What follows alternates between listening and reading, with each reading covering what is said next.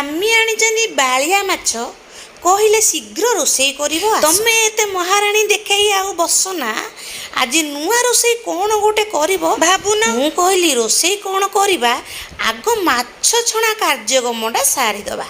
ମାଛ ଛଣା କାର୍ଯ୍ୟକ୍ରମ ଆମର ଏଇଟେ ସରିଲା, ତାପରେ କ'ଣ କରିବି ବୋଲି ଭାଳେଣି ପଡ଼ିଲା। ଭାବିଲି ଗୋଟେ ବେଙ୍ଗଲୀ ରୋଷେଇ କରିବି। ବେଙ୍ଗଲୀମାନେ ତ ମାଛକୁ ବହୁତ ବଢ଼ିଆ ରୋଷେଇ କରନ୍ତି, ମୁଁ ଦେଖିଥିଲି। ହେଲେ ଏଇଟେ କ'ଣ ରୋଷେଇ କରି ପରେ ଜାଣିମେ। ଏସବୁ ମସଲାକୁ ମୁଁ ପ୍ରସ୍ତୁତ କରିଦେଲି। ସେଥିରେ ଲୁଣ, ମରିଚ, ହଳଦୀ ଗୁଣ୍ଡ, ପାନ ମହୁରି, ଶୁଖିଲା ଲଙ୍କା ଯୋଡ଼େ ଦେଇଦେଲି।